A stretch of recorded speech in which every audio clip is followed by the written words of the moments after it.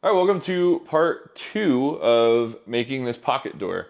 In part 1, we went over how to make the trim, so how to make the actual arched opening of this door. And now in this video, we're gonna go over how I actually made the door itself. So stick around to see that. If you haven't seen part 1, I recommend go checking that out first. But let's get into it. In our last video, where we left off is that we had trimmed out the door leading into our laundry room. And in the process of doing that, we had made this template on a piece of plywood. We can now take this template and use it to make our door. Now our door is not going to be solid walnut. It's going to be a 1-inch core of plywood for stability. It's going to be indoors, so it's not going to see any crazy changes in humidity or weather or anything like that, but I still want it to be as stable as possible. So it will be made of plywood, and then it's going to be wrapped in walnut. So what you see me doing here is I'm taking my walnut and I'm resawing it down to 1/4 of an inch thick. I'll have 1/4 of an inch of walnut on each side of the plywood core, which gets me to a total thickness of 1.5 inches.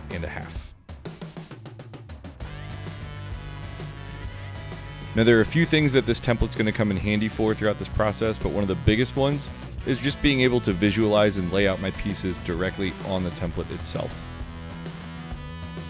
All right, now I just finished resawing all my pieces. So I took all of the long boards here and I resawed them down to 1/4 of an inch. Same with these ones. These are gonna make up, the vertical pieces and the horizontals. Basically with the rails and stiles is what it's gonna look like. As you know, it's really not. I'm just veneering it with thicker veneer. But I got it to rough thickness. It's now time to take it through the planer and get it down to its final thickness, which is gonna be 1/4 of an inch. It's about as big as you can go and hope for no wood movement. That's what I'm going for here. Hopefully there's no wood movement, or at least minimal, because I'm taking my material so thin. Then I've got this stuff that's even thinner. This is about 1/8 of an inch, and once I plane it, it will be 1/8 of an inch. And that's gonna be to simulate my panel. So I want them at different heights, because that will kind of make it look like a shaker style door. So now it's time to run all these through the planer. Then I've got to address this curve at the top. That's gonna be the next step, and I don't think it should be that bad. I'm not actually like laminating and curving and like bending the wood itself. I'm gonna glue up a panel and then cut the curve out of it, so it shouldn't be nearly as intensive as making the other curved pieces that I have so far.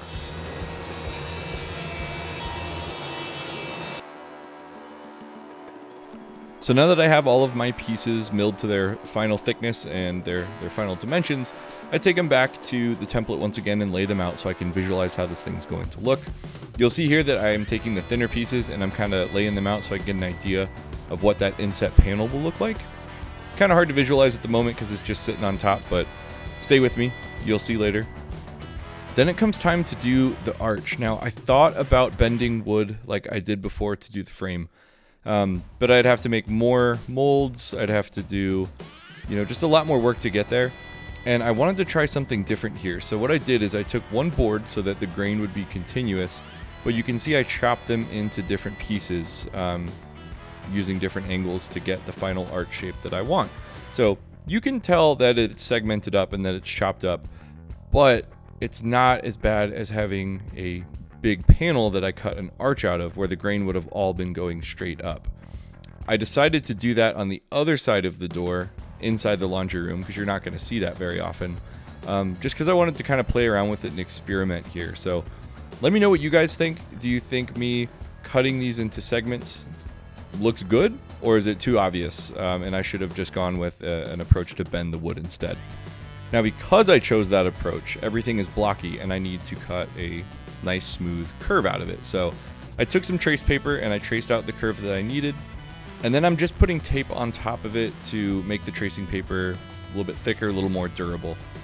I could flip it over, I could still see my lines, so then I took some scissors and I cut the shape out.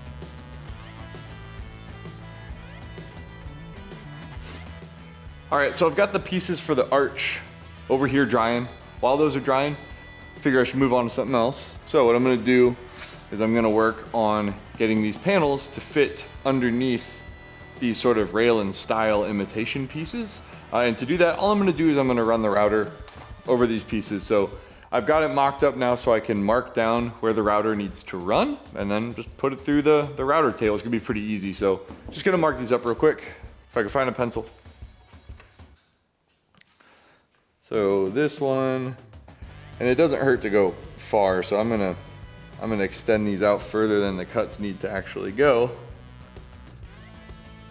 These pieces I can just go all the way, but these are gonna need some stop cuts, is what they'll be, where you don't continue your cut all the way through the piece. I'm gonna put some arrows. Might as well put arrows on these too. Can never give yourself too many instructions. You might think you're gonna remember something, and you only have to forget one thing to really ruin your day.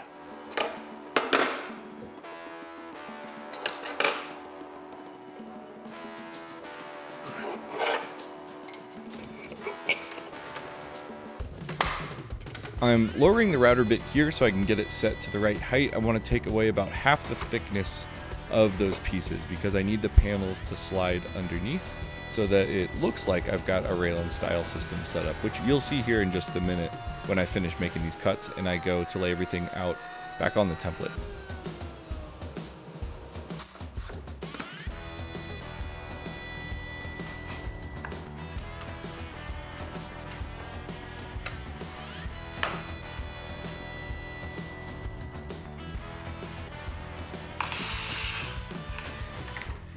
Now at this point I was happy with the look, except that I think the panels, they kind of disappear where they connect into one another. So what I did is I took a chamfer bit and I removed just a little bit so it accentuates the joint where those panels meet each other. Alright, well we've got this piece glued up. You know, it's relatively fragile because it's all end grain for the joints glued together, but it's getting attached to, you know, our plywood base, so it's going to be safe once it gets attached finally. Now what I need to do is take the template that I made, lay it down on here, trace it out, and then cut the final shape from it. And then it'll be time to start actually putting together the real door, because this one is a template, so it'll be time to actually start taking the other plywood that I have and recreating this whole base, but thicker. And I'll cut out the big square for the glass. I'm excited for the glass to show up so I can start, you know, visualizing this thing a little bit more. But yeah, that's where we're at, so let's get this thing cut out. Now there's a few different ways that I could have cut this arch shape out of my blank here. I could have used a jigsaw, I could have used a bandsaw, but I ended up deciding to use my oscillating spindle sander because it just gives you more control. I didn't really trust myself using any of those other tools because it's pretty easy sometimes to go over the line. And then you probably are going to have to come back and do some sanding anyways. So that took a little bit longer, but it did give me a lot more control over getting the shape correct. As I mentioned earlier, the plywood that I've been using is just a template. The core that I'm going to need for this door has to be 1 inch thick. So what I've got here is a 3/4 inch piece of Baltic birch plywood, and then I'm gluing a 1/4 inch piece of Baltic birch plywood on. And if you've ever worked with plywood before, you know that the thicknesses aren't actually that accurate, so it wasn't exactly 1 inch thick, but it was close to it. So lots of glue, lots of clamps. I let this sit overnight. Then I came back with my track saw and I trued all of the edges up. I did my best to align those pieces of plywood, but they were never going to be perfect, so the track saw allows me to get all of those edges perfect. Now what you see me doing is I'm cutting out the relief for where the glass needs to go. The walnut is what's going to hold the glass in place. The glass is going to float in the plywood piece. So you can see here I'm getting those stop cuts right up to the line that I drew. Because a saw blade is a circle, it won't go all the way up to the corners. So for that, I come back with a Japanese pole saw and I finish the cuts off.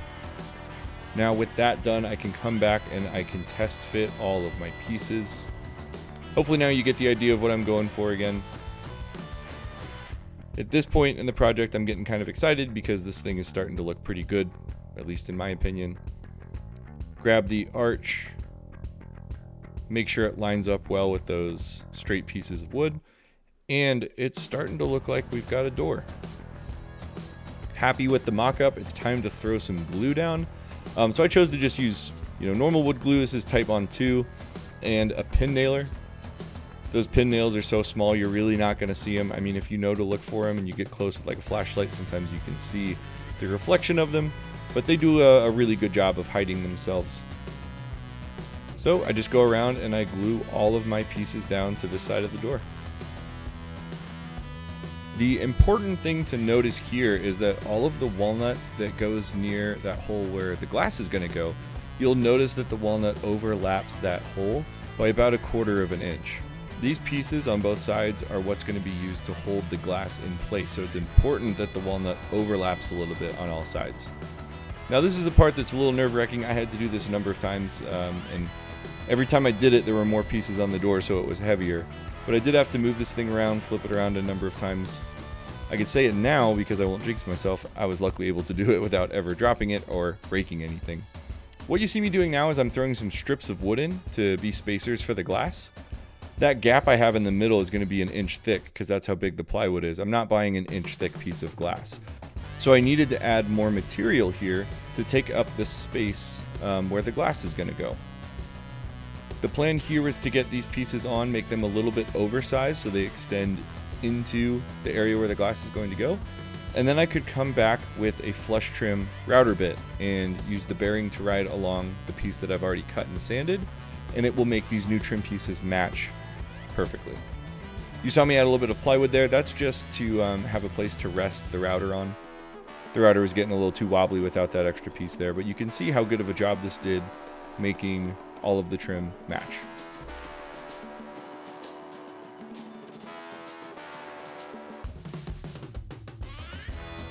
Then it's time to come back with a little bit of hand sanding to clean everything up. And so far so good. Next, I needed to address the area above the arch.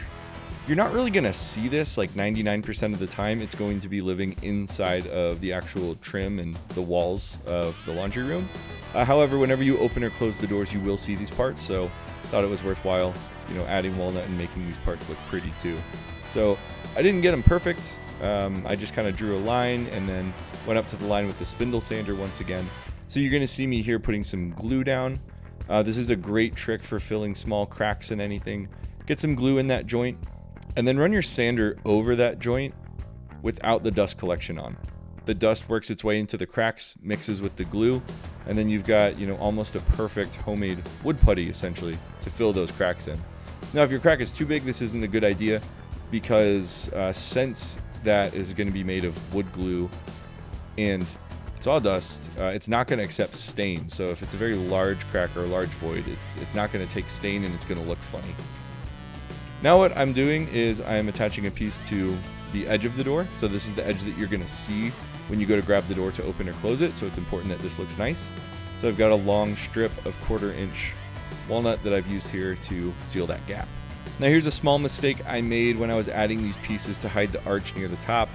I didn't make a piece big enough, so easy fix though, just grab the chisel, cut out a hole, find a piece of wood where the grain matches pretty good, and then throw it in there. I ended up coming back with the pole saw once again and flushing it up, sanding it, and not even sure you could find it if you wanted to. Now I'm applying Rubio Monocoat to this side of the door. I decided to finish one side of the door before flipping it over and doing the other. I did this because I figured it would be kind of hard to get the finish onto the door once the glass is in place. I'd get, finish all over the glass. I'd get some stuck in the seams. It probably would just be a nightmare. So I decided to finish where the glass is going to go first. And then I could flip the door over, install the glass, and finish the other side. So here we are putting the glass in. This was a little nerve-wracking because I ordered this glass and it hadn't arrived by the time I cut the hole in the door. So I didn't know for sure that it was going to fit at this point. Now, just like the other side needed trim to fill up the space between the trim and the glass itself, this side needed the same thing. So I had to do it a little bit differently on this side. I cut that trim out and I made it a thickness so that it was perfectly flush with the plywood. So then when I take my pieces and glue them on this side, they should sandwich perfectly between the glass and those filler pieces. You can see in a few spots I had to add shims to push them up into the door pieces so that the glue would dry. So no big deal there, just a little bit of pressure from the shims and they should dry against that walnut piece. You can see I've got tape everywhere. That's because I don't want this glued to the plywood yet. I'm just trying to get the pieces all kind of assembled together and in shape, but not attached to the door. So you're gonna see here when I finish this, I pull the whole thing out with the help of my fiance. And that's because I need to remove the glass now. I'm going to do the same trick I did before, where I run a flush trim router bit so that I can trim this panel to match the other side exactly. So I got to take the glass out in order to run that router bit through here. Now here we go with the router bit. This is a longer one here. This is from Bits and Bits. It's a 1/2-inch shank because I've got to go down pretty far to get the bearing to contact with the other side of the door. This I think was the best way for me to go about this. I really wanted to make sure that both sides match exactly, because with that glass you're going to be able to see through from one side to the other, and I think it would have looked real ugly if these didn't match perfectly. Then I get some finish on the edges because again that would be hard to do with the glass in place. Alright, now it's time for the part that I've been both excited and nervous to get to. As you can see, I already finished the inside here, and I also got into the cracks, because once the glass is in place, there'd be no good way for me to get, finish on those areas. The raw plywood is exposed on the inside. I tried getting finish on that to see if it would darken it up. It did not. So if that's still like really visible through the glass, I'm gonna have to, address that. But I think it shouldn't be visible, so we'll find out. But now the only thing left to do is to pull this off, put the glass in, and then kind of seal it in place forever. There's no way to get it out once I seal it in there. But then I can do like final sanding and trimming of edges and stuff. It'll be done. It'll be done, and then I can go see if it fits to the pocket door slot that I made inside. So excited to get this part over with, but also this is where I see if everything lines up and fits together as I planned for it to. All right, here we go, putting the glass back in for the final time. So I took the walnut side off, I put the glass in, and there's no turning back at this point. As soon as I put glue down, this thing has got to stay. So I position it back in. It should fall right into place because those trim pieces are kind of holding it in where it needs to go. One last kind of look here at the mock-up to make sure that it's how I want it. It looked good, so the glue goes on. And this one was a little hectic because it's such a large piece, so I put glue on, the whole thing all at once. And then I had a little bit of a moment of panic because I didn't put these panel pieces in, and I sealed both sides up. But luckily, because they are so thin, they're 1/8 of an inch thick, I'm able to bend them and then get them in to both sides, and then they snap down into place. So crisis averted. You can see I already applied finish to those because since part of it is living underneath the side pieces, it'd be hard to get finish everywhere. So I learned my lesson from the other side, and I applied finish to those pieces first. Then I take a look around here, and there's some mistakes. You'll see some chip out and stuff like that, but overall this thing turned out pretty great. I'm real happy with how the whole thing turned out. I've never made a door before. I've never put a large piece of glass into anything before. I'm doing the commentary for this about 6 months after finishing this, and it still looks just as good as the day I put it in.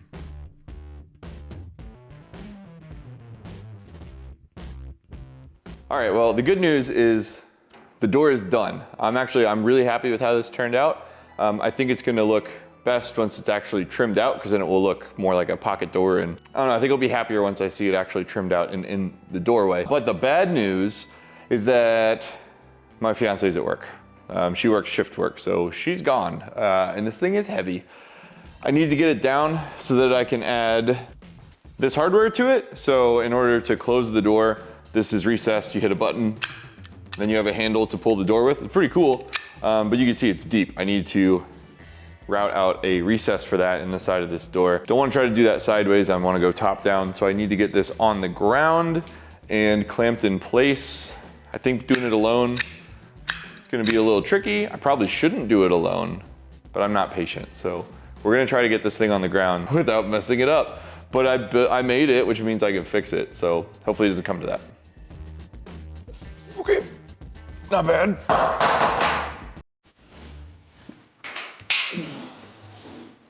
Okay, that's not that bad. Crisis averted there. I was able to move the door without dropping it and breaking it. I definitely would have gotten an earful had I done that and not waited for my wife to get home. I got the door level with the table. I had to shim it from underneath a little bit. And then I used my shaper origin to get the shape created first. And then I had to switch to a router with a plunge base on it because the shaper doesn't go deep enough. And then using the plunge base here, with the long bit, I was able to finish making that cut and get this hardware installed. Then, just a tiny bit heavier from that handle being installed, it's time to make another trip inside carrying the door. Once again, I didn't hit anything. I got it hung inside of the frame. And then here I am testing to make sure that it still opens and closes without hitting anything. Now it's time to address the trim that we made in the first video. So it's already done, it's already made, it's fit. I know it's going to work in the house, but it does need finish applied to it. Come back and I add those little brace pieces for the arch. And then I add the trim. And I was excited to do this because this kind of, wraps everything up besides adding the drywall. And it lets me see if everything kind of lines up how I want it to. You'll notice that this trim sticks out 1/2 inch. That's because I'm going to be adding 1/2 inch drywall. So I want it to sit flush. I gotta admit, after getting this installed, I did play with it a lot. That handle's kind of fun to play with, and the soft close mechanism is just really satisfying. Now here we go with the drywall. It's a little tricky getting it in, especially working with those metal studs that the kit comes with, but we got it in there, no problem. And here's a final look at the fit and finish of it.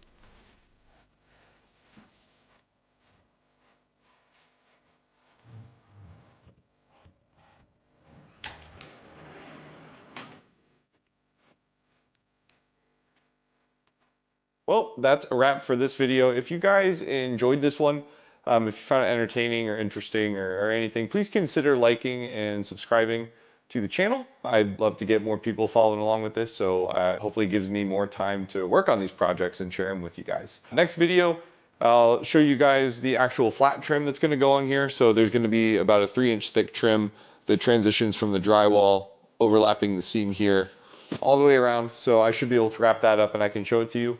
And then we're also going to move over to the door to my right, which is for the bathroom. And we're going to make a matching door to this one. No glass, obviously. We wouldn't want a window into the bathroom. So it'll be a solid panel. But we're going to move on to this side and we're going to make a traditional door on hinges that swings open and close. But we're going to make it match this one so that we've got, some symmetry in the hallway. So if you're interested in that, again, subscribe to the channel so you can get notifications when that video comes out. But thanks for watching and I'll see you next time.